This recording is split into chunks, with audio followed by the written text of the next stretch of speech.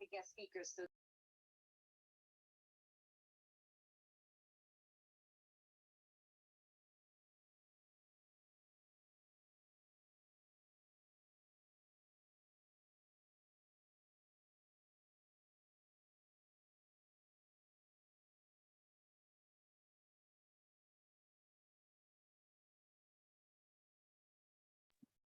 hello, everybody. Sorry for the technical difficulties. Give us a moment to all gather, but welcome, welcome. Hi, Leslie. It's so good seeing you. Hi, everybody. Welcome. We're going to get started again. We'll probably give a few minutes, given that it took a moment to get in. So, all right. Thanks.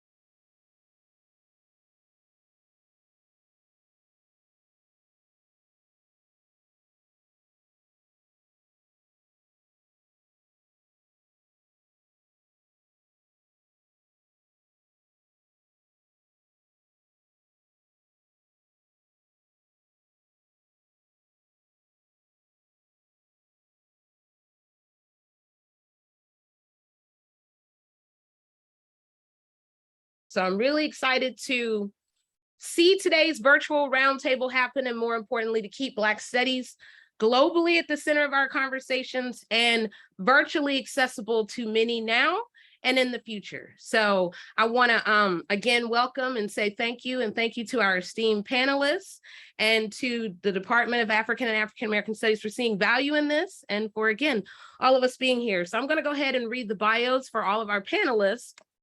And then we're going to open up with some questions. Hopefully, again, if my cat stops. All right. All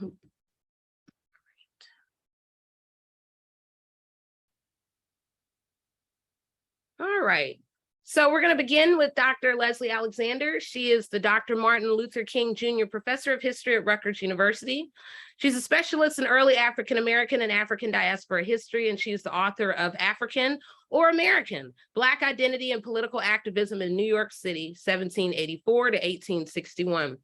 Fear of a Black Republic: Haiti and the Birth of Black Internationalism in the United States, and is a co-editor of 3 additional volumes. Her current research examines how surveillance of free and enslaved Black communities in the colonial and antebellum eras lay the foundation for modern-day policing. A 3-time Ford Foundation Fellowship recipient, Dr. Alexander is the immediate past president of the Association for the Study of the Worldwide African Diaspora, ASWAD, and also serves on the advisory councils for the National Council for Black Studies, the Journal of African American History, Black Perspectives, the Black Scholar, and Montepeller Foundation. All right, so we're going to move on to Dr. John Thabiti Willis, who holds a PhD in history from Emory University. He was a postdoctoral fellow at the Carter G. Woodson Institute for African American and African Studies, 2008 to 2010. And he's been working as an associate professor of African history at Carleton College in Northfield, Minnesota. He is currently on sabbatical at the Africa Institute in Sharjah, UAE. He is a scholar of the social and cultural history of Africa in the Atlantic and Indian Ocean worlds. His PhD thesis and first book focused on the history and politics of masquerade performances and the institutions that organized them among the Yoruba people of southwestern Nigeria from pre-colonial to modern times. For the last decade, he's been exploring the contributions of Africa to the history and heritage of pearling in the Gulf. His new project uses oral histories collected through the ethnography and geographic information systems methodologies to analyze the biographies of people who once worked in pearling. He has cultivated knowledge of colonialism in Africa and in Arab societies of the Gulf region. Now, our third panelist, and I also forgot to mention that unfortunately, Dr. Perry was not able to make it today. However, she's here in spirit with us, of course, this being a diaspora conversation. So to round it out, we're also going to have Dr. Eric Duke, who holds a PhD in history, but he's a chair and associate professor of African American Studies, Africana Women's Studies, and History at Clark Atlanta University. He earned his bachelor's and his master's at Florida State University and PhD in comparative Black history at Michigan State University. His research and teaching focus on the African diaspora, Caribbean, African American history and studies, with particular interest in race and identity, Black internationalism and colonialism, anti-colonialism, decolonization. Dr. Duke is the co-editor of Extending the Diaspora's New Histories of Black People that was published through the University of Illinois Press 2009, and he's author of Building a Nation, Caribbean Federation and the Black Diaspora, published through the University Press of Florida 2016, alongside additional publications in other academic journals and edited collections.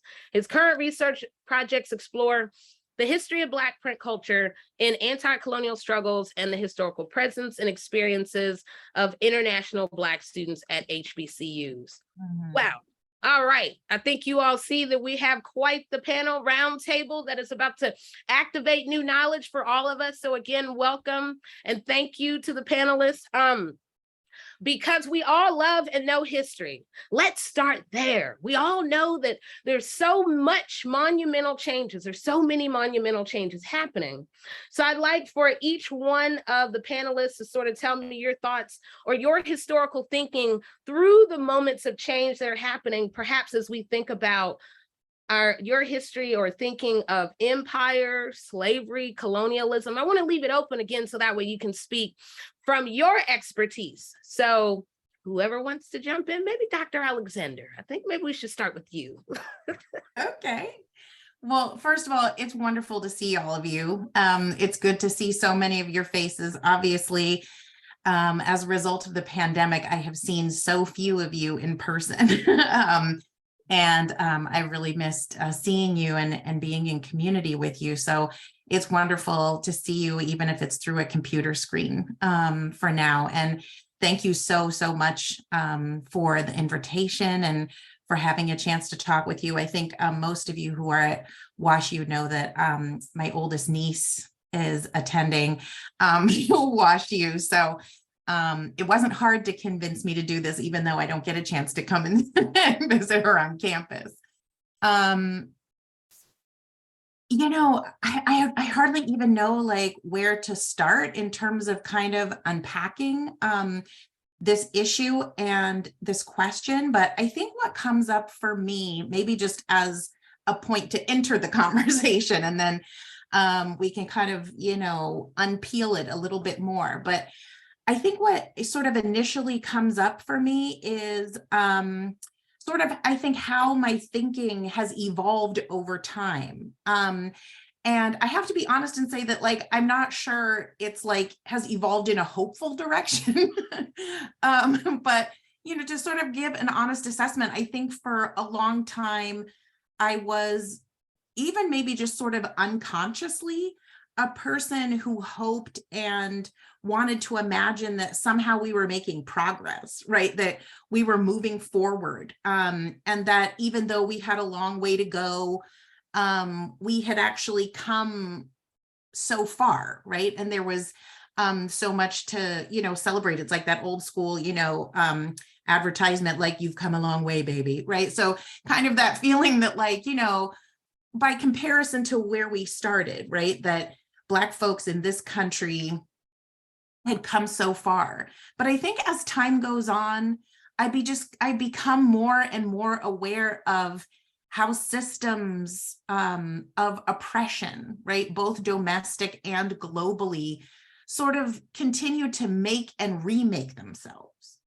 in a variety of forms. And that is not to be, so sort of glib and dismissive and ahistorical, right? As to say that we are somehow in a, identical or even largely similar moment to what we were in, right, during the era of enslavement. But I think it is to say that I think what we have witnessed, as I said, is sort of a process of making and remaking systems of control and oppression and racialized control and oppression.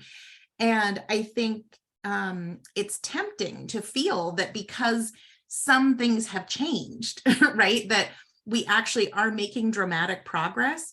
But like I said, I think as time goes on, I kind of keep getting that feeling of like the more things change, the more they stay the same, right? That we actually continue to find ourselves in altered, right, but still deeply oppressive systems. And we might name them different things, right? All of a sudden we're neo-colonial, or we're post-colonial, or we're, we come up with different names for them. But at the end of the day, and at their core, they are still deeply oppressive systems that are largely predicated on racial capitalism, right? Racialized systems of control, and systems that are dependent upon a small elite group of people profiting off of a system that demands and requires the oppression of the vast majority of the population, and is the system that, again, is largely based on race and color. And so, yeah, I don't want to be like naive and pretend like we're not progressing, but I think we do have to be honest about the fact that we do live in a world in which we are largely grappling with challenges in systems that are eerily similar, right, to what folks have grappled with in the past. And I'm really interested to hear the rest of the panelists. I'll just say this very quickly, that just yesterday I spoke at the symposium, another virtual symposium for the Colored Conventions Project. And, what was really sort of like profoundly disturbing, but in a way like deeply inspiring at the same time, was the recognition that, Black activists in the 19th century were largely talking about the same systems of racial oppression that we are grappling with now. And again, we call them different things and they function in slightly different ways. But at their core, the key issues that they're identifying and fighting against are eerily similar to the challenges that we're facing now. And that is deeply troubling on the one hand, and I think at the same time deeply inspiring that we have had generations of folks, and we continue to have generations of folks who keep showing up to fight the fight, right? And I think we have to be mindful of that as well. So I'll stop there, and I'm interested to see what my friends, my homies, have to say on this topic. Well, thank you. And even highlighting about evolution, I was thinking about, you're at the beginning of my understanding of this. Thank goodness you introduced me to Walter Rodney, so that way I could understand systems, and we were preparing for the future. So generationally, there's been different approaches, and then there's where we can build for the future. So Dr. Duke or Dr. Willis, we're connected in other ways from grad school and beyond. So what is your approach in this evolution? How is it sort of impacting your teaching and research and thinking historically?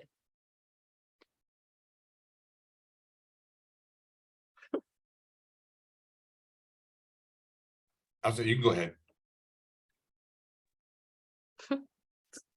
Can I actually share a link here? Or is it available to people? Do you see the link that I just posted in the chat? Oh, good. So it's a documentary called Britain, titled A Spider's Web, Britain's Second Empire, right? And it talks about the way in which post-colonial, the ways in which Britain used offshore islands as an avenue through which to construct a whole new economic order, or to further develop an economic order that enables even nations to hide behind, and individuals to move money around and manipulate global industry in ways that make it extremely difficult to trace and to name them, right?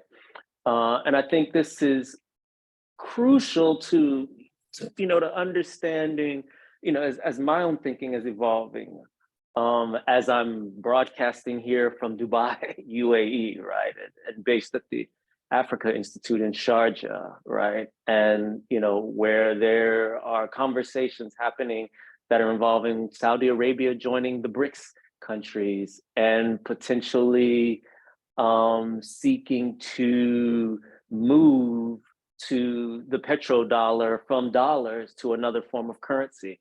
That if that happens, it's going to cause an economic crisis for the US that is going to be monumental, and mark another moment in the development of these kind of global imperial systems that are so much designed to control money, commerce, resources, and to do so in a way that leaves Europe and the US unchallenged, right? And yet at the same time, as I'm thinking about that, I'm cognizant of the way in which elites globally, find all kinds of ways through, as this documentary talks about, to forge alliances that make it harder and harder for the masses, for the people, for communities to have any autonomy or control over their lives, right? I'm speaking from a place where a kind of post-colonial, right, in terms of post-colonization of Africa, right? I'll keep that in the context of colonial, because I think there are various colonial regimes that are very operative even to this moment. But where, as we see in the context of the US, right, the forces that produced Blackness, and Blackness as the embodiment and as a construction of cheap labor extraction and exploitation, right, now make, as we see in the context of immigration issues in the US in terms of the issues of the border, but as we see here, that make vulnerable migrant labor folks, and in this context, it's Filipino, it's Ethiopian, it's high levels of Indian and Pakistani, right, who are actually the majority of the populations here in the UAE, because they're building the buildings. So that makes, a kind of new regime of people who, arguably become structurally Black, right? If we think about Black as part of a construction of a particular kind of position, within the marketplace, et cetera. So this is impacting the way in which I'm thinking about global Blackness, right? And seeing, as we think about the future, language as so important. How do we, as folks coming out of the US, the Western Academy, even if we have a Caribbean or African background, how do we recognize the way in which the language that we've inherited, right? These European languages, we're speaking English, but whether that's French or German or Portuguese or Spanish, the way in which those languages constrain our ability to engage and speak to people for whom those languages aren't fundamental to how they organize the world. But yet Blackness as an analytic can be extremely helpful in understanding the kind of structural locations, et cetera. So these are some of the ways that, that I'm thinking about colonialism, race, slavery, post, moving forward, Blackness, labor regimes, colonialism, the Western Empire, the challenges to it, and at the same time, the ways in which, these elites, I'm convinced they actually care very little about race, but race is very helpful because it enables them to mask their interest. It enables, and in the context of the US, poor, working class, whites and others, right, to get caught up in race, and thus in not understanding how they're being, exploited. But then, then it becomes easy, Black people and other folks become low-hanging fruit with which to demonize, to scapegoat for, pick your poison of problem of social ill, of economic ill. So again, these are some of the ways that I'm thinking, as a person now, as Shawanda referenced, right, who's been traveling here to the Gulf for the last decade, and looking at these societies that were better when societies living in the desert at the time of decolonization in Africa, right? Or again, at the time of independence, let's say, and yet have become such players in a different set of of global political commercial regimes that of course are tied to the end of World War II and a whole nother empire that the US has helped to be at the center of moving forward. So I'll pause there. I feel like I've put a number of things on the table, but one big one, regimes move across centuries. I'm sort of thinking about what's the one word takeaway. Again, we're with Dr. Alexander, we're thinking about structures, and then with you, I keep hearing, and we need to be reminded about regimes. We'll never get beyond that as we're trying to think about power and the making and unmaking of it. So Dr. Duke, please tell us what and how you're thinking about this, and even more from being at Clark Atlanta University, and what is happening perhaps on the ground to give us some insight even more. Thank you. Sure. Well, I mean, in terms of empire and colonialism, I guess one of the things I'm most interested in today is ongoing changes in Black thoughts on these issues, as well as kind of broader diasporic identities as a whole. Obviously, I work on the Anglophone Caribbean, which historically is one of the longest colonized areas, stretching from the early 17th century into the 1980s, with some islands that are still not independent today. And so I think one of the things that I find most striking in recent news has been the fact that in just a few generations, we went from an area that was certainly home to, significant anti-colonial activity and some of the greatest anti-colonial activists of the 20th century. But there's also a general acceptance and almost love of empire. And, 50 to 60 years later, we see a shift in this. So a place like Barbados that was, recently in the news, and they made a huge issue that they were leaving the Commonwealth, where Barbados used to take the greatest pride in being Little Englanders more than any other Caribbean colony. They, celebrated those links and those bonds and that identity. And even, in-laws from Jamaica who, literally were young when, or I guess, young adults when Jamaica becomes independence. And their ideas of praise for the empire, when they were little, and now seeing them kind of critique the idea, but then even sympathy when Queen Elizabeth, dies recently. So I think, that, along with, again, looking at how ideas of empires appear exciting at points. I mean, even if it's a fictional empire like Wakanda, right? I mean, we know that was an issue that came up a few years ago, but there were so many people who were excited by empires. And really, any empire has subjects, any empire is unequal. And so whether it's in a blackface or not, the idea that some people, though, still see that, and I certainly see that amongst some of our students who unfortunately continue to view empire and kings and queens as kind of the pinnacle of development, and not realizing that that's really just following that European model of, when African history enters, the academy.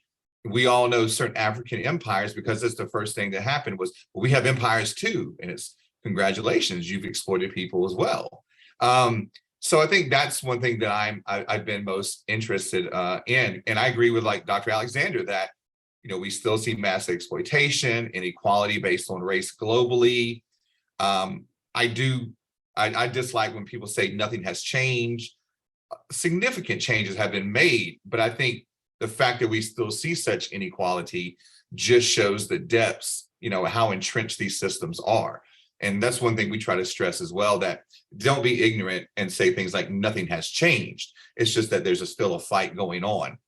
But in connection with that, and I'm sure we'll get a chance to address it in future questions, is, I'm particularly interested in this kind of resurgence of nationalism across the globe, whether they're European nationalists, American nationalists, and not Black nationalists as in global Black nationalists, but in terms of individual, ethnic and national and island nationalisms.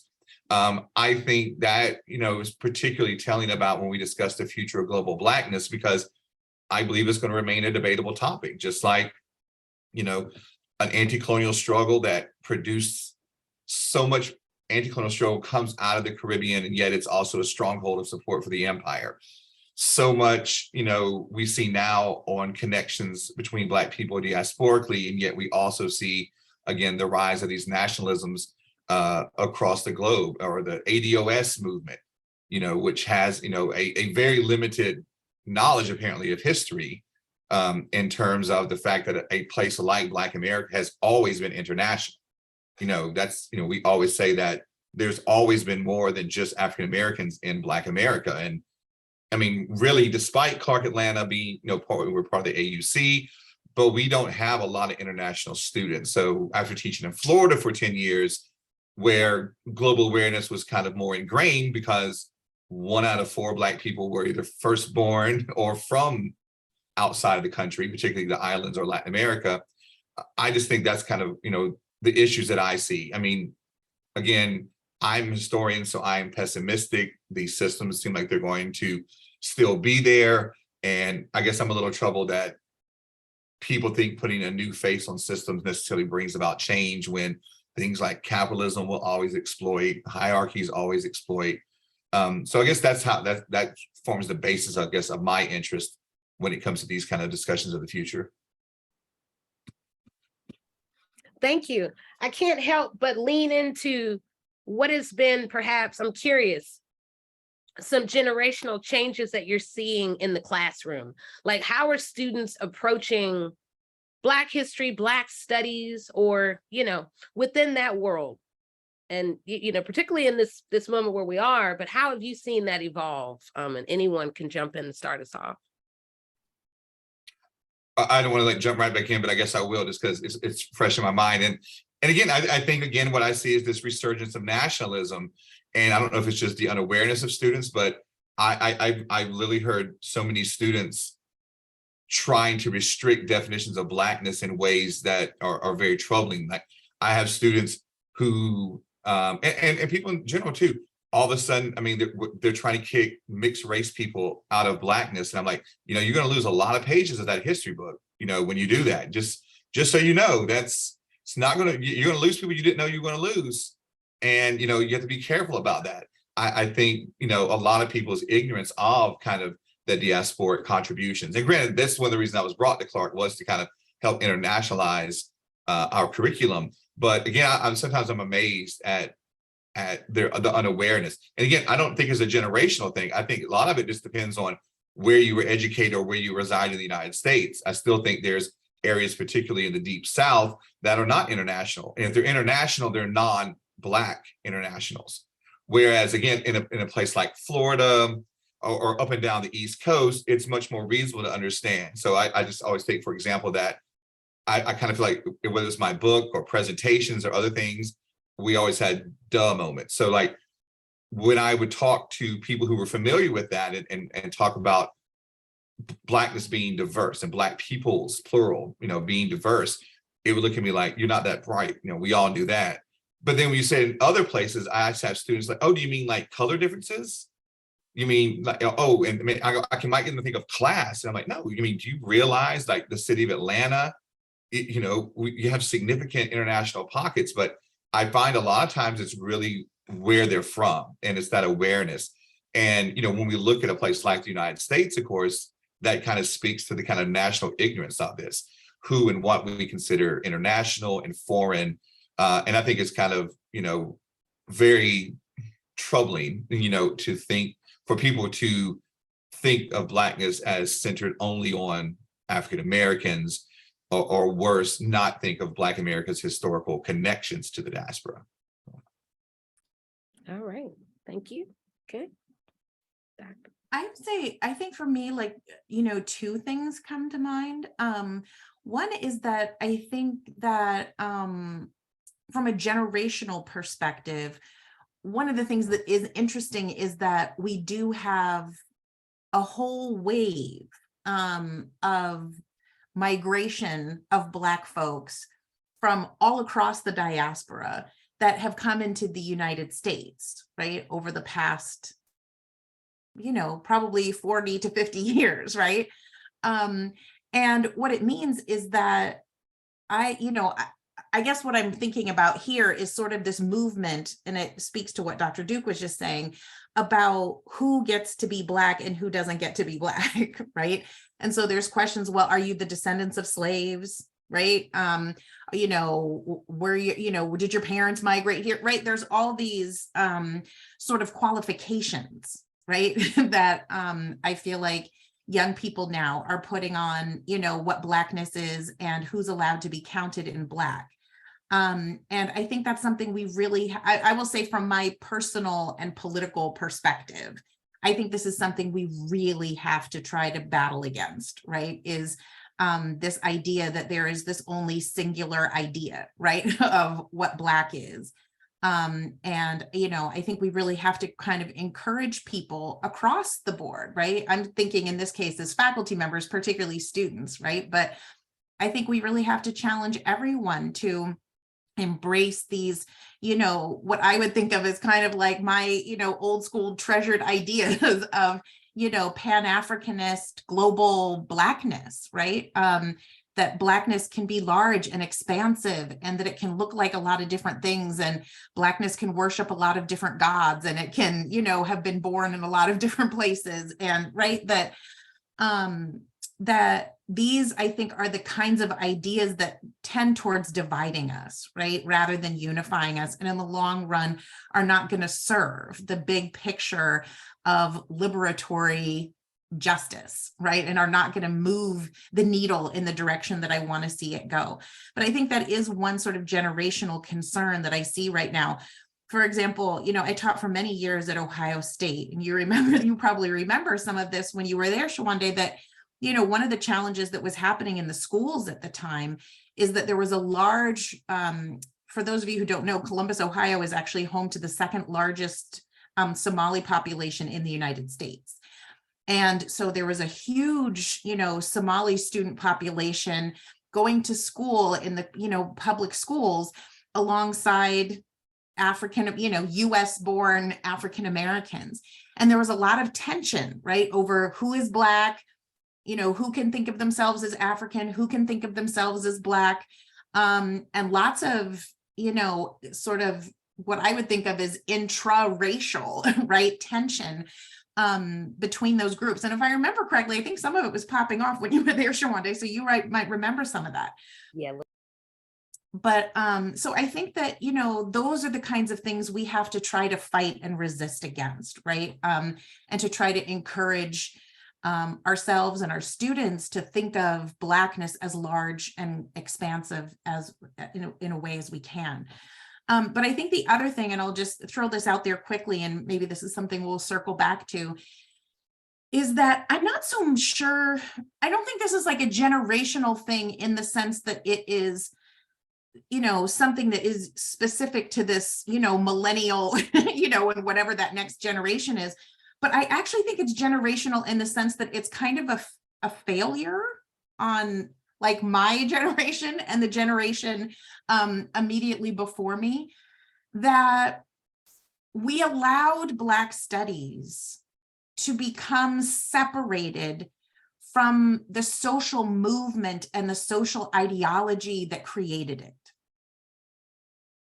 What I try to tell my students all the time when I talk to them about the founding of Black studies is that I think it's important to think about Black and Africana studies and its founding as the intellectual wing of a movement, right? So in the way that we think about the Black arts movement, and we think about, the Black Panther Party and the Deacons for Defense, right? That there's all these different manifestations of what the Black liberation, Black power struggle looked like during that era, that the creation of Black studies was sort of the intellectual academic wing of that movement, that it was deeply connected to the communities out of which it was born, that it saw itself as having a connection and a duty and a responsibility to those communities. And there was a very clear understanding that the Black liberation struggle and Black studies were inextricably linked.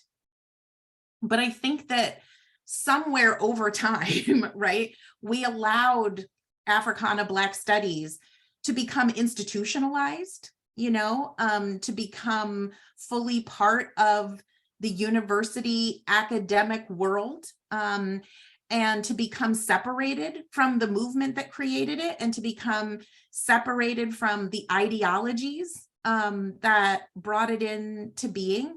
And of course, that's also, it's not entirely the fault. It's not entirely our fault, right? In the sense that it is also a function of the attacks that took place against the Black Power movement more broadly, right? That what happened to that movement also explains part of what took place. But I do think that, for those of us who have been in the academy for a long time, it is possible to become seduced, right, by what sort of living the academic intellectual life provides, right? And, as much as we struggle within the ivory tower, I think we also have to be honest about the privileges and the luxuries that it can afford for some of us. And I do think it has created a situation in which, to a large degree, to a much larger degree than I'm comfortable with, Africana and Black studies has lost its way. It's lost its mission. It's lost its identity. And it has lost its interconnection to the liberation struggle. And the reason why I'm making this point, and the reason why I feel like it's partly generational, is that I do think it has created a situation where when Black students come to college campuses, and I'm speaking here about the types of university campuses that I've taught on, which are large PWIs, right? So I'm not trying to say this is a universal experience, but if we want to look at, state universities, large PWIs, the kind of schools that I've taught at, when Black students come to that type of university and something like the murder of George Floyd happens, right? Or Breonna Taylor gets gunned down, or they just arrive on campus looking to try to understand more about themselves and the Black liberation struggle, they're not coming to Black studies in the numbers that they used to, right? We get a trickle, we get a few, right? At some universities and in some departments, we work very hard to reach out and to change that dynamic, right? I know I have at every university that I've been at, we go to the Black student union meetings and we show up, you know what I mean? Like we do an extraordinary amount of outreach, right? But it didn't used to be like that, right? Back in the day, Black students, like the first place they came when they showed up on campus was Black studies. Where else would you go? Right? But that's not how it is at a lot of PWIs anymore. And it's because Black studies, Africana studies doesn't have that identity anymore, right? And it doesn't have the connection to the communities that the students are coming from. And it doesn't have the visible personality, right? That if you want to understand and be connected to the Black liberation struggle, that Africana studies is where you come, right? And so I think that is a generational problem, right? That has to be addressed. That if we really want students who are coming to college campuses to understand and appreciate Black internationalism, global Blackness, right? All these concepts that we're talking about, we have to be building departments that are attracting students who want to understand their Blackness, right? And to understand what Black internationalism and global Blackness is. And they have to know that Africana studies, Black studies is the place to come to answer those questions. Yeah, you've hit some real big, I would say very thorny topics, dare we say, that we have moved away from the movement.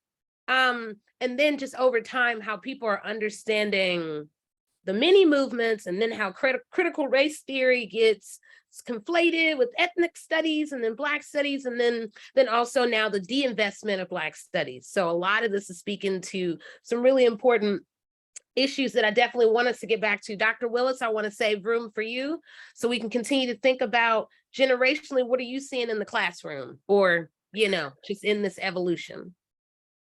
So I see a difference in terms of, and I want to pick up on, a thread that Dr. Alexander just put on the table, or just, helped to unravel a bit more for us.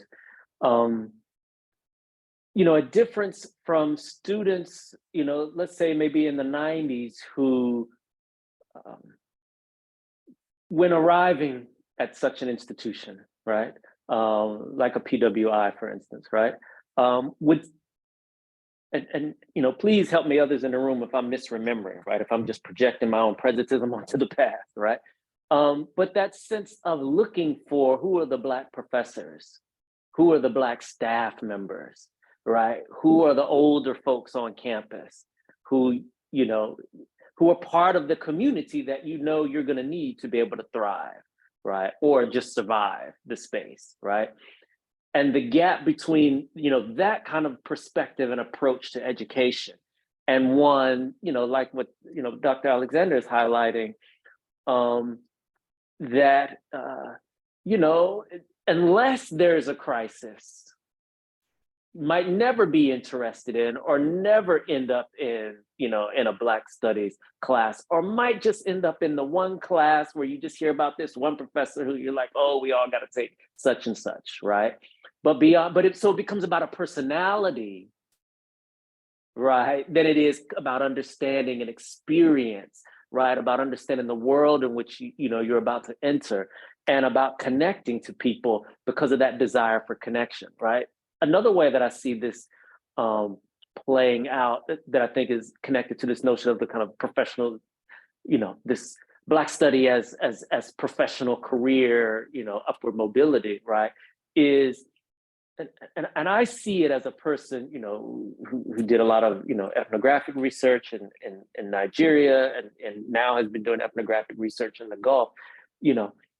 What does it mean to be one who seeks to just go out and understand and connect with Black people wherever Black people are, right? And really that hunger to do that, even when language might be a bit of a barrier, right? Even when culture, religion might be a bit of a barrier.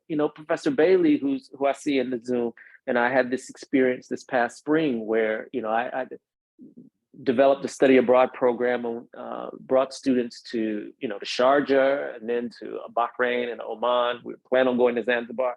Hopefully we'll go 2 years from now. And this, on one hand, this desire to, connect with who are the Black Bahrainis, for instance, right?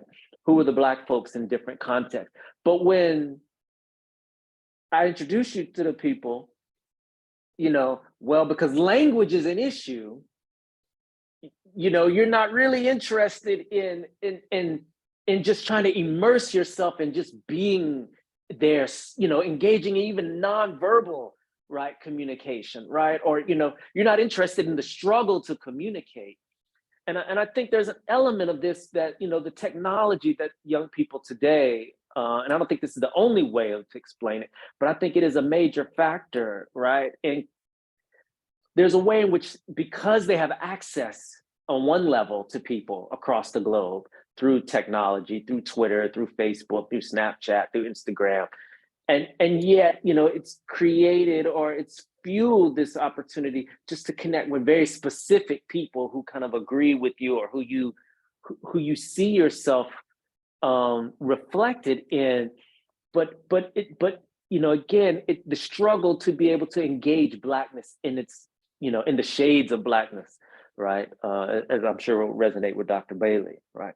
And again, I think as intellectuals too, this is a dangerous move, right? It's a dangerous move, right? Because then when we're at institutions, to what extent are we interested then? Are we modeling even, as a kind of current generation, among various faculty, connecting and engaging one another, as Black folks, right?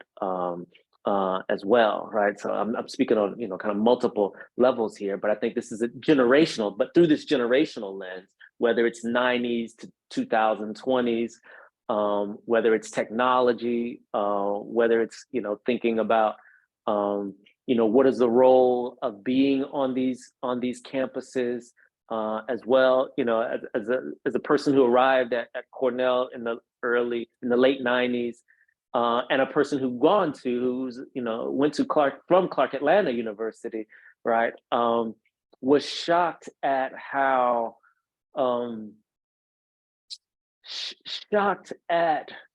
challenge, just what our young people are up against when arriving at such, large institutions, and how much these institutions are not at all, geared towards speaking to their experience. So I recognize and respect how, it's a monumental challenge, right, for many young people, right? If you're part of a posse group, right, and many of you familiarized with the trio and the posse collectives that go into these Black urban environments, right? Recruit as a cohort and then bring to an institution like Carleton or many other institutions, right? And with this notion of transformative, that you're supposed to be there to transform the institution, but the institution at all isn't there to receive transformative agents, right, of young Black folks. So again, I'm cognizant of just how challenging it is and how monumental the task is for these young people. But the technology, and in some instances, our own or different generations of us, who risen in the academy, the struggle to create the conditions or nurture the conditions that enable our students to see Blackness in its multitudes. And yet at the same time, I'm clear though, these structures, these institutions have moved in ways that are also making it difficult for us to operate, right? So I'm acknowledging, that there are a lot of different forces that we're up against, and to not really scapegoat, any kind of one set of actors, within it. So this is what immediately comes to mind for me. Yeah, well, thank you. Very multi-tiered. I just mentioned to my students that 20 years ago, I was having to write 20-page papers regularly. They can't imagine. So now we're having to reimagine how we teach, how we keep them awake. Will they even read a book? So this is also a reflection of not even just the American household, but a whole lot of households. And I know we have parents in here, so definitely hear us when we're saying, keep them reading, keep them learning cursive. That's another thing that maybe we can park, that I really want us to think about. I never thought I'd be saying this, but even within Black studies, the access that our students will get if they can't read cursive means that so many worlds are inaccessible. But so let's park that in our mind. But I also want to invite our audience to ask questions, submit questions. Dr. Brown, I saw your hand. I know you'd like to jump in and ask a question, so feel free. But again, I'm loving our energy tonight.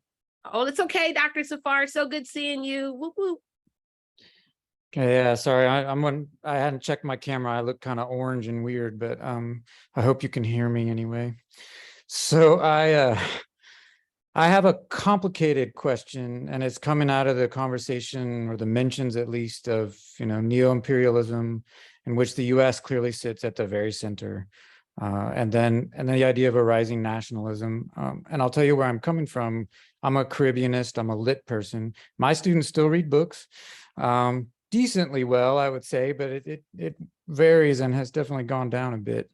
But so I'm working on how the West Indies has experienced and sort of imagined the United States basically across the 20th century, starting in 1898, in the Anglophone, which is a particular case. But I mean, one of the places I look when I'm in the classroom with my students is an article by June Jordan writing about, it's called A Report from the Bahamas, 1982. And she writes about visiting the Bahamas and coming to the realization very quickly that she's not considered a sister of the people that are serving her on the island, that she's American, and that's a huge boundary to any kind of conversation or any kind of connection.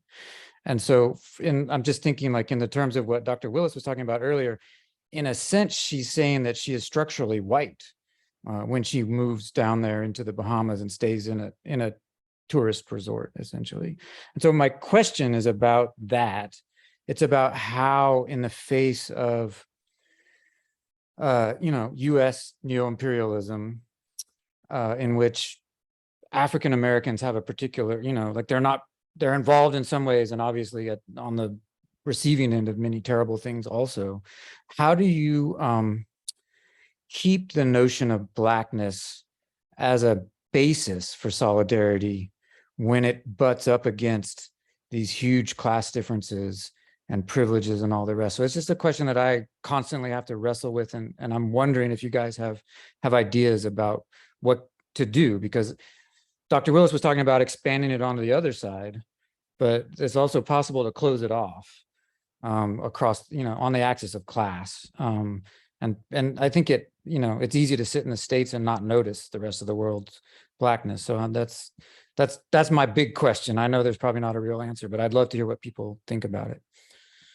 Thank you, Dr. Brown. Anybody want to start on the round table?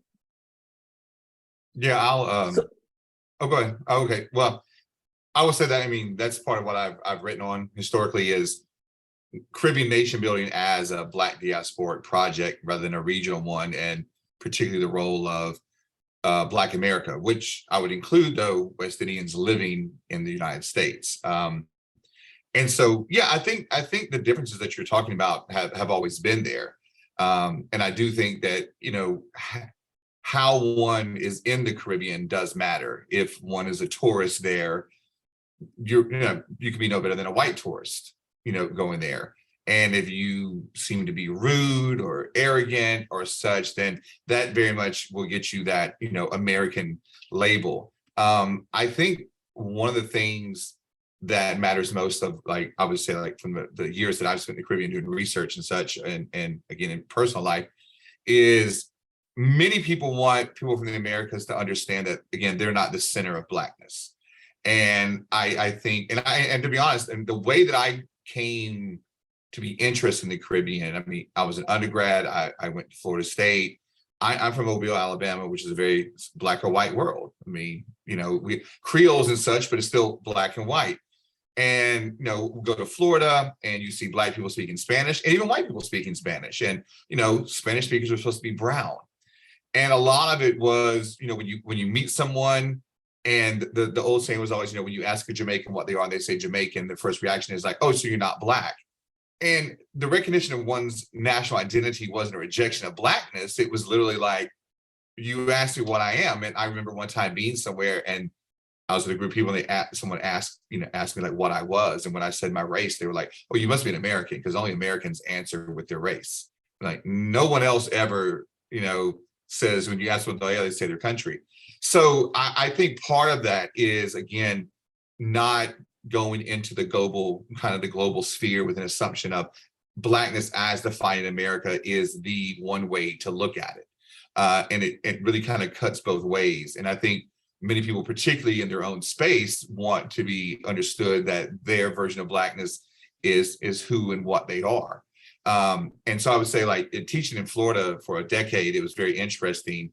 One time I was teaching an African Diaspora in the Caribbean course, and a Dominican student, he was, people were angry at him. Some Black American students were mad at him for saying he was Dominican.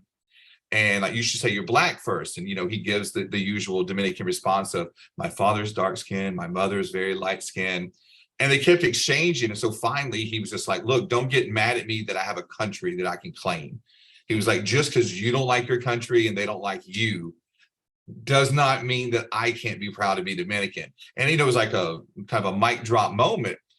And I mean, it wasn't ugly, but the idea was, all he was asking for is, don't make me try to fit into your world. And of course, in Florida, once you get down past I-4 is the Caribbean. It is part of the global South, not Tallahassee though. And so I think that is to the question that was asked by Dr. Brown. I think that's one of the things that I've encountered is, if one comes with a very essentialist idea of themselves as the authentic one, then that can alienate. But I will say that can cut both ways, as well. Groups, can tend to go back and forth. And part of that rivalry is just there. I don't think there's anything wrong with the rivalry. But when that rivalry stands in the way of efforts to create solidarity, then that's the problem. And I think one of those issues, though, of course, is teaching our students and the public as well that racial solidarity is something to work for. There's nothing natural about it. And I tell my students all the time, no one has ever damned whites for not getting along, and they start world wars. No one has ever said all Latinos should get along. No one has ever said all Asians should get along. But somehow Black people are depicted as dysfunctional because not all Black people get along. And we know for a fact, as we were just saying, that some people who are Black in this country are not Black in other countries. Dr. Muskim and I have a colleague who, a very fair-skinned, Black woman from Virginia. She's a South Africanist, and she wrote an entire article in our edited collection about, her anger at being called colored in South Africa. The insult it was to her, but then how she had to initially accept, okay, I need to stop taking it personal, because what they're saying is between my shade and my class, I'm not Black like them. And so therefore, I kind of think it's important to kind of keep Black in that umbrella term, because once we start trying to nail it down, it's going to exclude more than include. And then that, can be problematic. So I'm not sure that answers your question or not, but, I hope it addressed some of it at least. Yeah, thank you. Dr. Alexander or Dr. Willis? I think it's so important to keep in mind that, that again, Blackness is historical, right? That it's a constructed category, discourse, set of practices, policies, right? Institutions, et cetera, that aren't fixed, that are fluid. And the US, yes, has played a key role in helping to structure, to shape, to produce a version of Blackness and project it globally, right? But I think part of it is we have to keep in mind that this is a historical process and condition, and that conditions vary from one context to another, right? So I think that's so crucial, right? I think that's so crucial. And part of, I think about the context in which I, came to and understood, Black studies in the 90s, led me to not, or it pushed me to make sure, one, that, that through understanding one's Blackness, we're not buying into a kind of form of identification that ultimately is replicating a kind of, a whiteness in a way, right? So I think that's an important aspect here. But I think too, it's about understanding what are the systems, the regimes that produce a certain set of experiences in a certain location. And how do we, and this is where the lens of Black studies is so important. How can we understand what patterns we see when we look beyond the context of the US? And where do those patterns come together that help us to understand larger forces, networks, alliances, right? And where, might they be similar, but similar isn't the same, right? I appreciate bringing up the South African context in that it helps, to remind us, again, that different places, different contexts, right, constructed race in ways that help to create a particular hierarchy that serves certain set of individuals in those places, right? As well. So I think this is just so crucial, and again, coming back to you, Professor Brown, right? I think it's so important for us to help our students understand, right, that yes, the power of the US is the way in which it has been so hegemonic in its ability to impose, right, to create this system and impose it. And to recognize that there are other, ways that people have constructed hierarchy, have constructed regimes of exploitation in other contexts, right? And that the US racial lens won't help us understand the fullness of what those other places are like. And that we have to have a level of humility and an eagerness to understand those other places in their own terms if we seek the kind of liberation that isn't simply, to claim, a kind of liberation, for Black people, but liberating Black people is trying to liberate the world from these kinds of regimes that even produce the condition of Blackness and the experience and the forced identity of Blackness, right? We didn't arrive, or people didn't arrive here, 14, 15, 16, 17, 18th century as Black, right? That was, an identity imposed and a location imposed as well. All right, thank you, Yeah, I Dr. would Lewis. just- Dr. Alexander, you go ahead. Okay, sorry. Yeah, thank you. I think I just want to pick up on a couple of the threads of what my brothers here have already said, which I deeply appreciate. Something that Dr. Willis just said about Blackness being an identity imposed, I think is really important. But I also want to sort of pick up on what both of them were talking about in terms of Blackness also being an identity that was forged, right? And that it is constantly being forged, and that it has to be done consciously and intentionally and creatively. I mean, one of the things that has always really fascinated me as someone who studies early Black history is the way in which Blackness came into being, and using the United States as an example. One of the things that I have always really appreciated about Mike Gomez's work in Exchanging Our Country Marks is that he was really trying to understand and unpack a process that I think we're all still on some level trying to understand and unpack, right? Which is that, yes, the experience of enslavement is something that, as Dr. Willis was saying, right, it's a process that's imposed.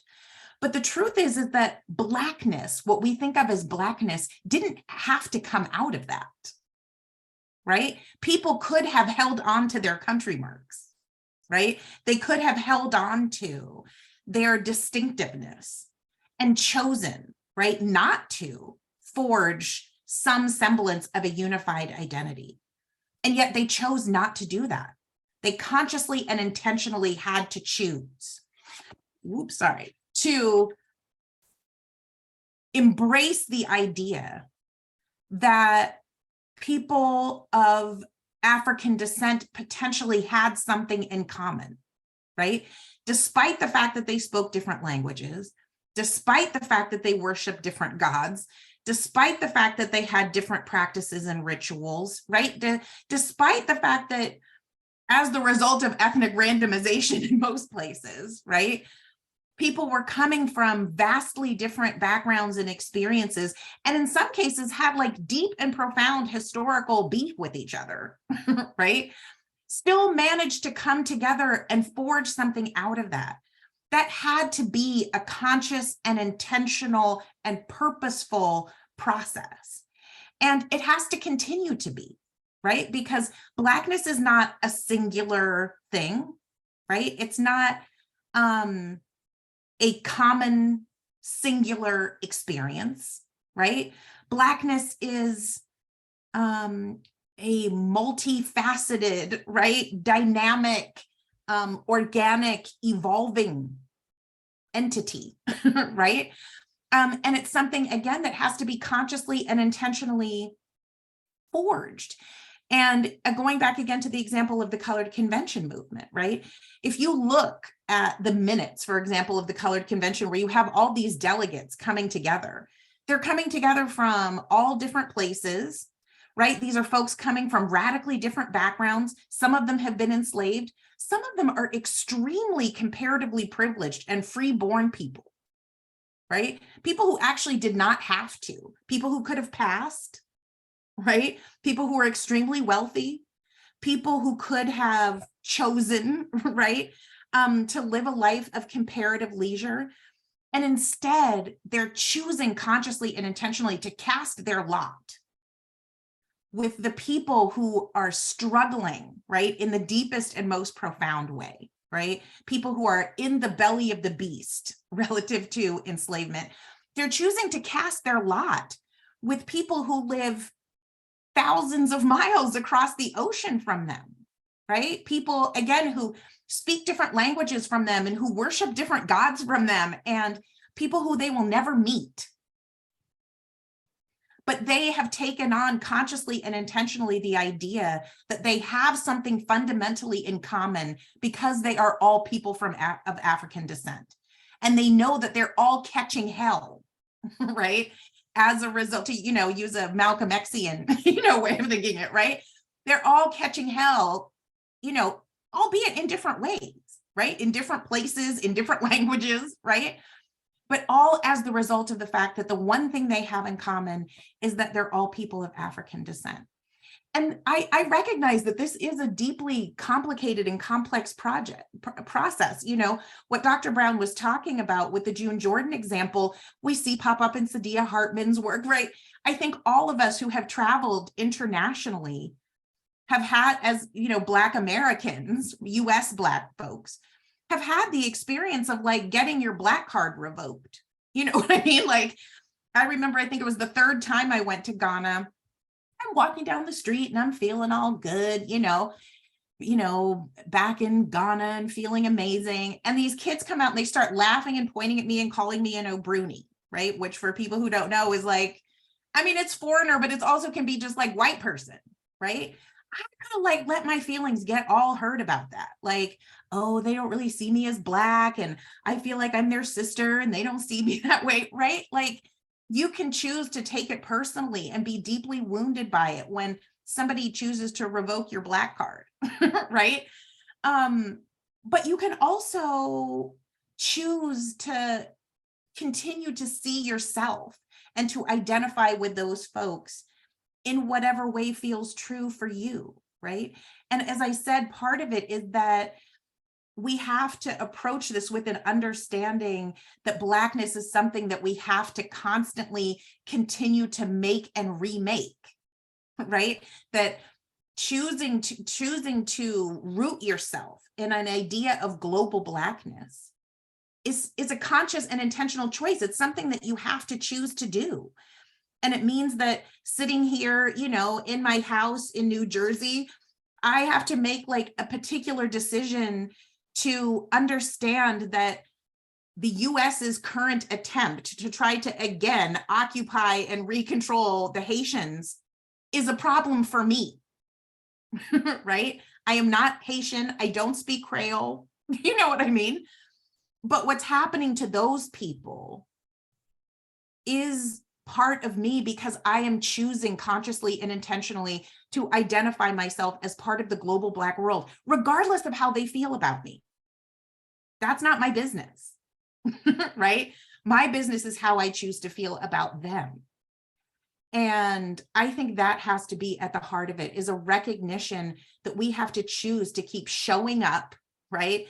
And embracing this ideal of who and what we want the global Black community to be, regardless of how individual people, right, choose to understand and identify us. I travel all over the diaspora. I'm a light-skinned, curly-haired chick. You can imagine, like, I get called and identified, you know what I mean? Every possible imaginable thing. And I'm like, you can call me and think of me however you want. And I'm going to continue to think of myself and to think of you, right? How I want to. I'm still embracing you as my brother or my sister or my whomever, right? My person, my human, right? My fellow Black human, regardless of how you choose to think about me. And again, I think that is what we have to keep at the foremost in our minds, is that this is something we have to consciously and intentionally forge. Not because our conditions are always the same, identical, right? But because we choose to cast our lot with each other, right? So I don't know if that answers your question, but I hope that helps. I think powerfully so. And speaking of intentionality and then showing up, I'm so grateful that we have the many here. And I want to move towards questions, and I want to make sure we have enough time. So I'm gonna try my best to be intentional. So we have Helena, Marlon, and Mungai. So, you know, let's like be quite concise and get to it so we can all be able to engage. But thank you for being here. Okay, go ahead, Helena. Thank you so much for the organizers and the speakers. I think this is my favorite and the best panel I've ever been. And I'm just, you know, I'm owed, and I just can't thank you enough. You know, I have mostly comments than questions because, you know, as an Ethiopian American woman living in America, you know, you're personally, you know, Professor Alexander was talking about, you know, what I've been going through living in the US, you know, and you're just speaking my mind, and what, you know, me and people from the Horn of Africa were always having this conversation, you know, among us. So you just said it out loud beautifully, and you know, you changed my perspective, and thank you so much. I cannot thank you personally for, you know, your words. They're powerful, and really appreciated it. And also, you know, talking about, you know, colonization, and how Africa is still under European, you know, colonial rule, and how, you know, the US is also part of it, of course, you know, is very evident this year, the past 2 years. Again, I'm speaking from what's happening in Ethiopia. And if you follow the news, you know, there's been this war going on in Ethiopia, in northern part of Ethiopia. And the big problem, you know, part of this is colonialism, right? So the, you know, mainstream media in the US or Europe are part of this, you know, the colonial tool, basically, for lack of a better. And I'm an archaeologist and anthropologist, so I'm not a good politician, but I'm learning this thing as, you know, the war is going on in Ethiopia. And one thing that really, you know, it's war is bad, but the good thing that came out, I think, is, you know, uniting. This war is uniting the whole of Africa because of the movement that people started called, I don't know if you heard about it, but #NoMore. So #NoMore colonialism. So if you, you know, Google it on Twitter, you'll see that it's uniting, you know, Ethiopia and Haiti as well, because we're going through the same situation where, you know, Europeans are interfering in the war and, you know, fueling this conflict. But it's very hidden from the public. Unless you're close to the war, you don't know what's really happening on the ground. And I agree with you that there, you know, what we went through, you know, 50 years ago, which is yesterday, is still happening right now. And, you know, if you talk to Ethiopians, you know, the main reason that's happening, you know, what is happening to Ethiopia right now is because, you know, for lack of a better word, Ethiopia was the only country that was never colonized and is a threat to Europeans because they refused to be colonized, and they are still doing that. So the only thing they can do is to bring down Ethiopia so the other African countries can bow down to them again. So there's a huge fight that's going on in Ethiopia for Africa. And so, you know, and this is not my area of research, and I would love to hear your opinion about this. If you have heard anything about it, you know, I'm presenting the question to all of you. I'm sorry, it's a long question, and I just wanted to, I'm just excited about the panel. And thank you so much. And thank you for being here. I'll open it up, and then we're going to take 2 more questions. Okay. Thoughts or responses to Helena. Again, I'm glad that you are energized by our virtual roundtable. And I think in our attempts to be diasporic, we're hoping to grow this even more in that way to make sure we can have many people at the table and a part of the conversation. So I think I would just quickly say, and I mean, I would defer to the Africanist in the room, because, you know, I really specialize in US history, and, you know, dabble in the Caribbean, but you know, I would say that I think what really strikes me is the point that you were just making about why the US and other white Western nations have such a deep and powerful and ongoing resentment of Ethiopia, right? And its commitment to its own autonomy. And the parallels between what's happening there and what's happening in Haiti, I think, are really deep and powerful and very telling, right?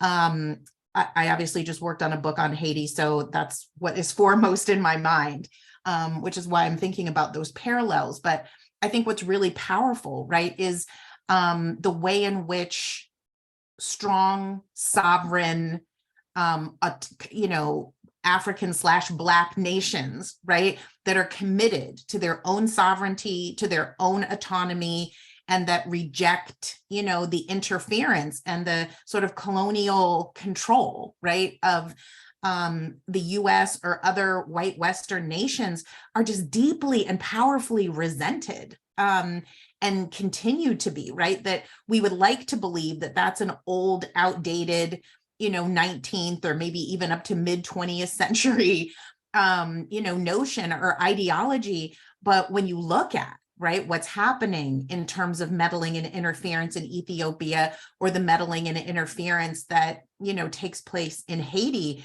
it is a really clear demonstration, right, of the ways in which the white Western world, it remains just thoroughly and completely unwilling, right, to see a thriving Black, sovereign, successful, autonomous nation. And I think there is a really something that is deep and symbolically threatening in the sort of white Western psyche, right, about letting these nations actually live and thrive. So I really thank you for your comment. And I think that's what comes up for me, right, is the way in which Ethiopia, Haiti, right, some of these nations really represent sort of a symbolic ideological threat, right, to really white supremacy, right, white Western supremacy, and their imagined imperial authority. Thank you so much. Yeah, thank you. Marlon, did you want to jump in with your question? Or, you know, I mean, again, I want to make sure we have enough time to get to both questions. We can dovetail all of this in, though. Yeah, I saw Dr. Willis. I thought Dr. Willis was trying to respond to Oh, I couldn't hear. Alina's question. You know, I don't want to take up much time. You know, I want to echo what, you know, what Professor Alexander said. You know, I think if anything, from the time I've been here in the Gulf and thinking a lot about, you know, the impact and legacies of colonialism and the different ways that Arab Gulf nations versus African nations are treated by the West, right? There seems to be something very pernicious, something very intentional about destabilizing African nations and Black republics like Haiti, right? That seems to be somehow so core, so fundamental to the kind of, you know, making of the modern world, right? In ways that, yeah, I think there's something that's very intentional about that, that will keep, or that, you know, endeavors to keep, you know, African nations and other Black republics like Haiti from being able to thrive, right, and to have healthy economies and to serve the needs of their own citizens. I'll just, you know, end there, just because I know we have limited time, and, you know, thank you so much, Helena, for your question. Thank you, you know, Leslie. Thank you, Shawande. Thank you all. Sorry, I didn't say thank you for just, you know, the opportunity to be here. Really excited. And Professor Bailey. Grateful. Dr. Duke, did you want to add anything? And then Dr. Bailey, I just want to make sure that, you know, everybody's being heard. Yeah, no, in the interest of time, we can certainly, let's get to everyone's Okay, thank you. Marlon? Good evening and night, because I'm in Lisbon, Portugal, where it's very late. It's after midnight. But this, I just have to say, first and foremost, this has been such a pleasure. You know, both Dr. Willis and Dr. Alexander are my friends and colleagues. I don't know Dr. Duke, but I know of you, and the people that know you, like you, love you, and so therefore, you were my brother as well, even though I haven't met you yet. I've learned so much in this short amount of time. So I have a couple of questions. One question is going all the way back to the earlier conversation about the field, and something that Dr. Alexander talked about. Both Dr. Alexander and Dr. Duke said some things about the field and about students and this generation of students are not seeming as enthusiastic about Black studies. And I just wanted to ask, what's the role that anti-Blackness plays among Black students? Anti-intellectualism, the lack of curiosity about Blackness, and thinking that, I'm Black, so I already know what Blackness is, and so I don't need to like study it. And also the notion that a Black studies degree, the whole job, one-to-one relationship between the major and the job, and the way that the academic industrial complex has produced this service provider model of education. And the other thing is that when I was going to school, there just wasn't that many Black faculty, especially there wasn't Black faculty teaching Black studies. Now, we don't have a whole lot, but we got more. And there's a way that I think students take for granted. When I was in undergrad, the Black faculty, the one or two that I saw on campus, I wanted to get to know them because they were Black and I was Black, and now there are more of us, and I don't get the sense that there's this urgency that students want to know us and our experience. So that's the first part. That's the first question. And the second question is related to something that Dr. Duke talked about in terms of the rise of nationalism. And in both cases, the rise of nationalism, white nationalism. But also, I want to get your thoughts on what is your sense of nationalism, global Black nationalism, or nationalism on Black diaspora, in the Black diaspora, and the relationship between gender and nationalism. I think that the whole area of gender and sexuality, which is my expertise in Black studies, is under theorized, and we haven't explored the relationship between, let's say, masculinity and nationalism, and notions of feminization of a people because of domination, and the overcompensation masculinity, the overcompensatory masculinity that many of us, you commented on people saying, hey, we were once kings and queens, and everyone wanting to have their role in empire. Some of that is about being masculine or masculinizing an entire people because the people have suffered subordination, which is suffering subordination is also seen as a feminization of a heteropatriarchal kind of sense of feminization, but it's seen that way nonetheless. So I just wanted you to talk about that a little bit. Thank you. So yeah, I mean, I'm happy to address some of that. I think in terms of Black, and of course, I'm speaking of HBCU space, which is certainly different than WashU and most of the other, I guess, universities represented here. But yeah, I mean, Black studies here is simply just not that popular. I think too often we see students now simply being focused on career driven and the money you can make. I often find that a student's minor is actually their interest rather than the biology degree that their parents made them enter in as a freshman. And so, yeah, you're right. I mean, it's ironic though, because we have so many students at Clark Atlanta who came to Clark Atlanta because they wanted to be in greater touch with their Blackness and Black people because they lived in Wisconsin or Minnesota. And then when they get there, they go though from like an unclear recognition of that to an essentialization of it. And it's almost they move past any of the notions of kind of its complexities. And it goes from something that they're unsure about to now they know about, and it's done in a semester.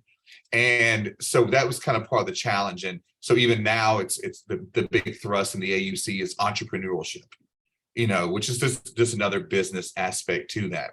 And even the Blacks, you know, we have more graduate students in African-American studies than we do undergraduate history majors, because we don't have undergraduate African-American studies. We have more Africana women studies than we do a master's level than we do undergraduate history. And it's because oftentimes those students are non-traditional students. Many of them are in their 30s and 40s, and they've kind of come to a recognition later in life that they are more interested in this. And thankfully, many of them understand that when they come there, that being Black is not enough, to kind of borrow from the Black Power era.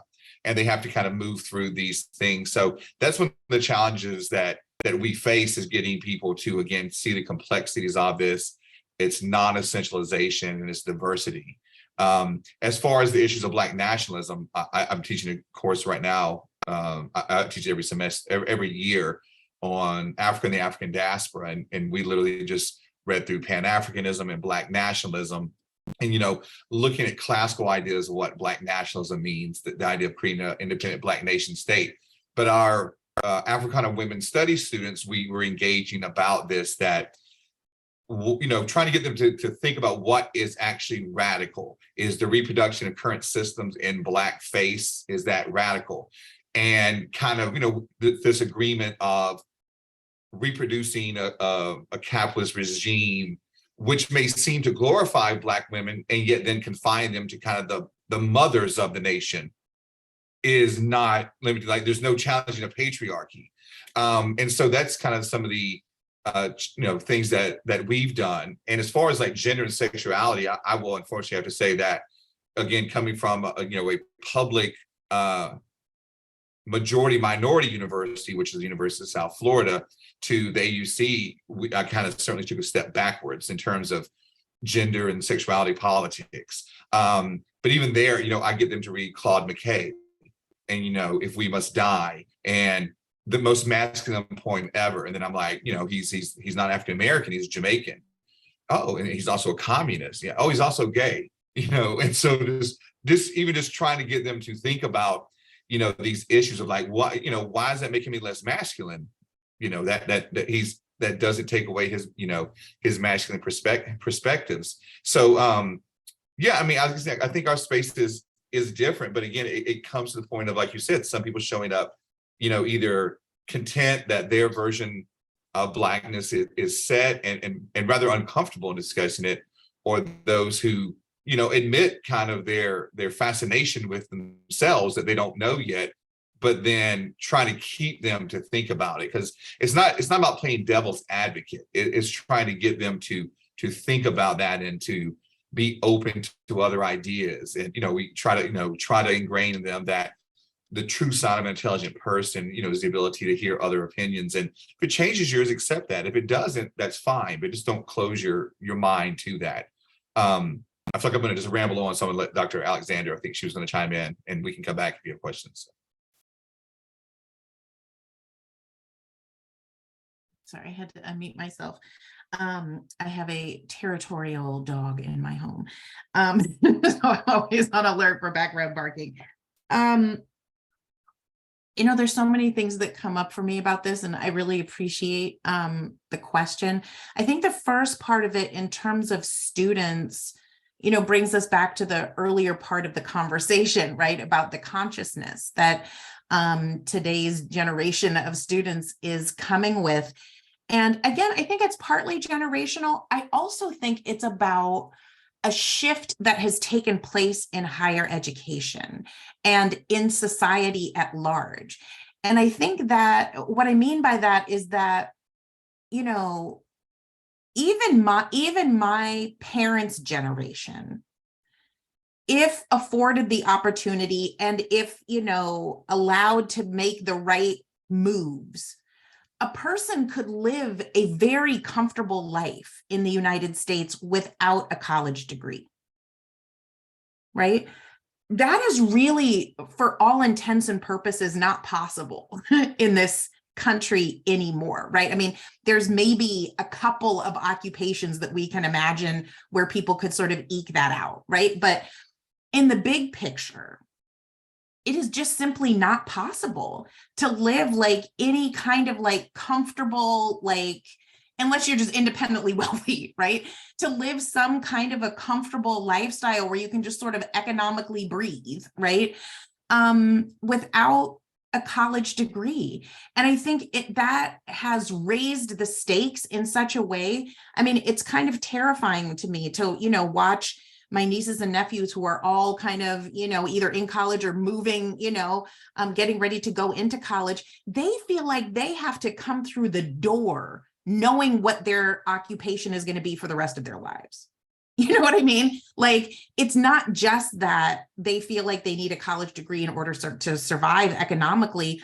They feel like they have to know at 17, 18 years old what they want to do with the rest of their lives, And they come into college feeling like, I have to choose a degree that is going to get me X job so that my life can look like Y. You know what I mean?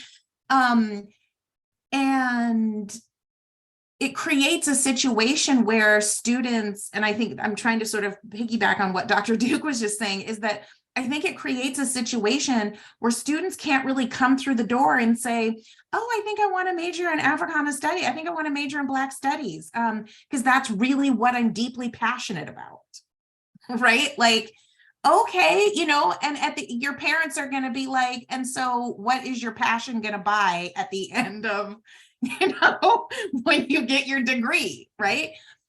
So I think that the college experience has become deeply practical. And I think that largely, and it's practical, but it's also about survival, right? Economic survival after the degree. And so I think it's created a situation where things like Black studies, things like women's studies, right? All cultural stuff, whatever, are sort of just seen as like frivolous degrees that most students of color, especially when we think about just the astronomical amount of student debt, right, that exists now, and how insanely expensive it is to attend college.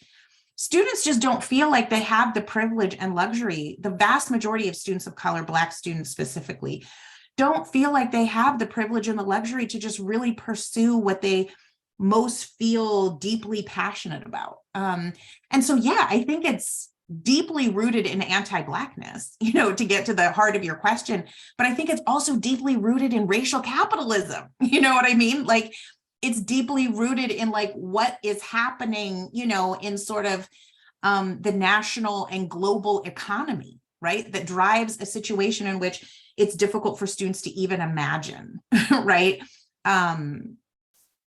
Majoring, in Black studies. Sometimes they don't feel like they can minor in Black study, right? Because they have to get by and survive in whatever their chosen idea is.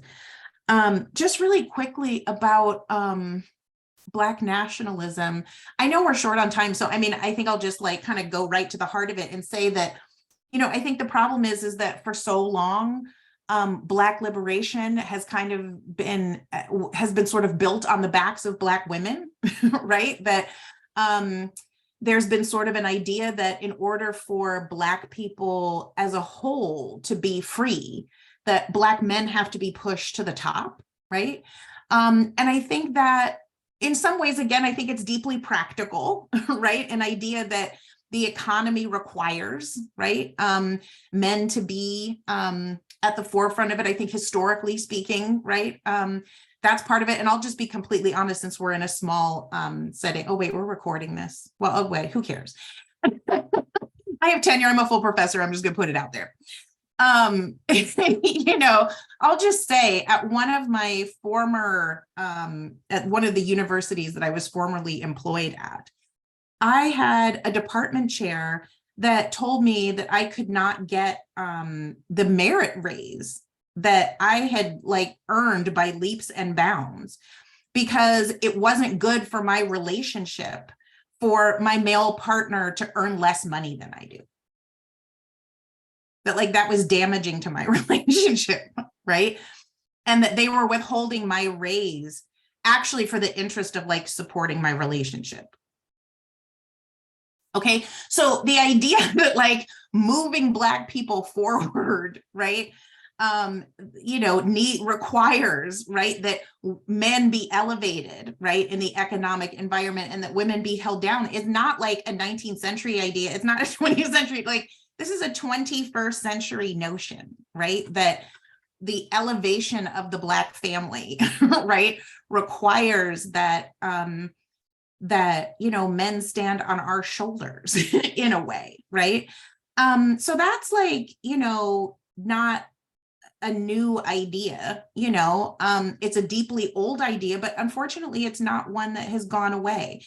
And I think in a way, I guess I have two things to say about that. I think the first is that one of the things that you know, the Black Lives Matter movement has all kinds of problems right now, right? But the one thing that I love about the politics of BLM from the beginning was the idea that we cannot be free until we are all free. And that means everybody, everybody, right? All of us or none, right? So it means that regardless of what kind of judgments I have about who you love, what your skin tone is, right? Like what you've done, who you slept with, whether you've gone to jail, right? Like regardless of like all of my like, you know, kind of talented 10th ideologies, right? Respectability politics, ideas about who I think is deserving of freedom and who isn't, and who I want to be like representing the Black community and who I don't. BLM had at the core of its idea, it has to be all of us or none. And I think that that is the principle that like we have to cling to, right? Because what has gotten Black people in trouble, in my opinion, up until this point, relative to the liberation struggle, is we have spent far too much time thinking about how white people feel about our liberation struggle, right? So, you know, I can't just march across the bridge or go and protest. I have to put on my pumps and I have to put on my high heels and I have to put on my church hat. And you know what I mean? I have to be the, you know, presentable, upstanding middle class, you know, I have to, I can't just protest. I have to like be palatable, you know, in my protest, you know, it's this whole politics of respectability. And I think that we have to just do everything we can to reject that, right? Like, I think, you know, my personal politics is that I think we have to embrace the BLM idea that it has to be all of us or none, right? That Black liberation means all of us have to be free, right? And on equal terms. And I think that the Black liberation struggle, I think strategically, right, at various points has made particular types of decisions about who to keep behind the curtain and who to push to the forefront and who literally to keep in the closet, right? And all of that. But at the end of the day, like, we can't be free until we're all free, right? And so I think we really have to embrace the politics of all of us or none. Thank you. Dr. Willis? Yes, powerful. Thank you. Dr. Willis, do you want to, how do you follow I that? mean, Leslie's taken us so many places, you know. Yeah, you know, thank you. So much.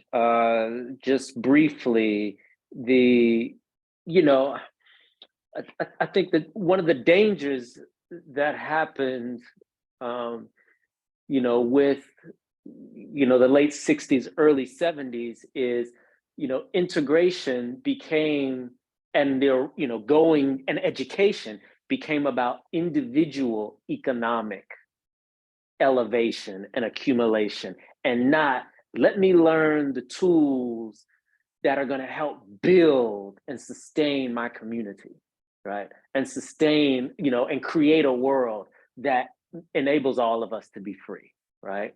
And I think that is, I mean, that has been just so detrimental. And it makes, given that anti-Blackness and Black pathology is fundamental and constitutive of the US, right? So then, of course, Black study is like, and I already know it because I'm getting the social experience, i.e. I go to you know, to Clark Atlanta. So, you know, I've already got the social experience of my Black identity. So I don't need to now go study and understand, right? And I, you know, as the accounting major, right? I have a degree in accounting from Clark Atlanta, right? And now, you know, of course, you know, my life is in a very different place, but that reflects, you're right, how powerful, how, you know, all that pressure from family, right? And just the status quo that says, this is what I'm supposed to be doing. And that, you know, that finds different ways to pathologize, to stigmatize, to make, oh, you know, Black study is just about folk being angry, or folk being just, you know, we're just always talking about slavery, where we're just down and depressed and angry, right? And not the beauty and the complexity and the creative work and the power and the way in which people, you know, have made a way out of no way, right? We miss all of that, right? And there's, again, just so much that we're working against that makes it hard for us to get that message out, right? That really leaves us kind of on an island, you know, without any life preserver, you know, trying to, you know, engage in such. So I'll just pause right there. Wow. All right. We have what, 5 minutes? How dare I try to throw even one thing out? I feel like, because we're now having to think about how do we create an informed future. We do have some parents, some of us are parents, but when we think about how we got where we are, what is one suggestion that maybe you want to throw out to, you know, future viewers, but those just in, you know, everyday households? What can they do to activate new knowledge in their sons and daughters in the coming future? Any ideas? We've got 5 minutes. Okay. Can I just say something real quick? Because I actually have to go. Okay. You know, but don't mobilize Blackness to become a tool of US imperialism. Right. And I think that's a danger, right? Again, don't let us get so caught up in trying to, you know, to desire for the praise of white folks or the praise of the larger society, right? That we end up not having principles that make us somehow a tool, a further just tool of that imperial project, right? Where we become, you know, accomplices or the face, right, of empire and the oppression of other people, right? And that's something I've seen. You know, I think there are a lot of examples in terms of just, you know, whether Black folks, you know, who are forced to be in the military, right, because of limited opportunities, to, you know, buying into, you know, this kind of Democrat versus Republican wings of the, you know, of the empire. So I would say, yes, let us not mobilize Blackness, right? Let us not use it to exclude, to police, right? To delegitimize, to pull other people's cards, right? In ways that make us tools of oppression, right? That make us just, you know, just exploiters and oppressors of others. Thank y'all so much. This has been amazing. Thank you, Dr. Willis. Y'all take care. Just overflowed to be able to Thank be. you, Dr. Willis. Love you. Love you. Thank Thank you. Talk I to you love soon. all of you. Dr. Love Duke, all of Dr. you. Alexander. Look, come on, got 4 minutes. I'll jump in real quick. I mean, I think one of my ideas, I mean, I keep talking about accepting the diversity of Blackness, and that would be, don't waste time trying to build homogeneity at the expense of activism and action.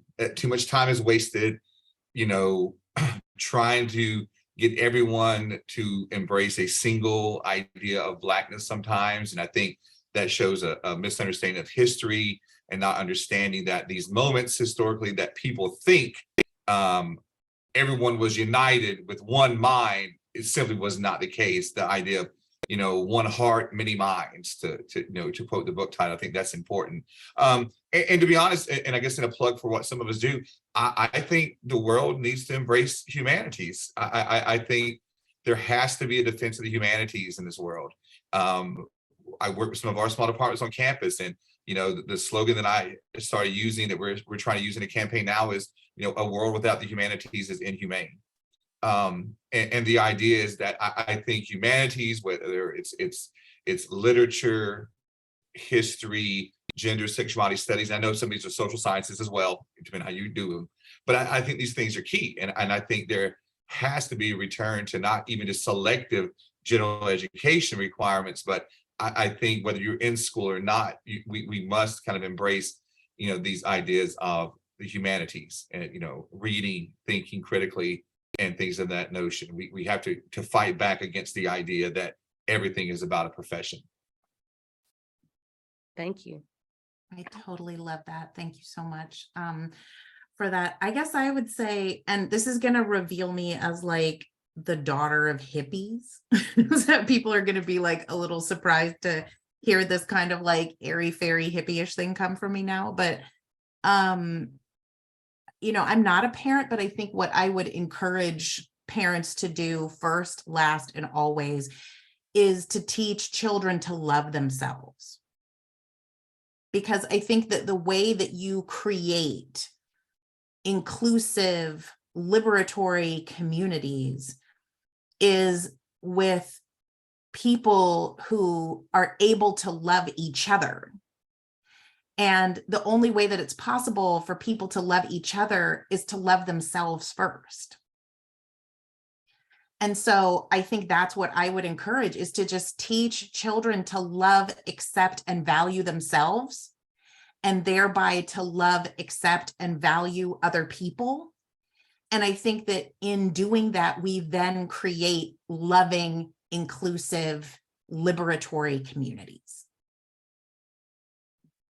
Powerful. And thank you for that. We must always continue to activate the love of self, and then we will see the organic love of Black history, Black studies, and the coming future. Well, we're only ending, but just beginning here with so much more. I really want to say thank you to everybody. I'm hoping even more that this is what we can build on to strengthen our Black studies ties, and more importantly, just beginning to stay in the know as the world is evolving and with one another. So thank you to everybody for coming. Thank you for your mind. Thank you for your being. Thank you for your Blackness. Thank you for everything and everybody represented here. Okay. All right. Thank so have you a great so night. much for having us. It's wonderful to see your so faces. welcome. Yeah, Thank you you. too. Thank you, everybody. Thank you. Talk to everybody soon. Okay. Bye-bye. Bye.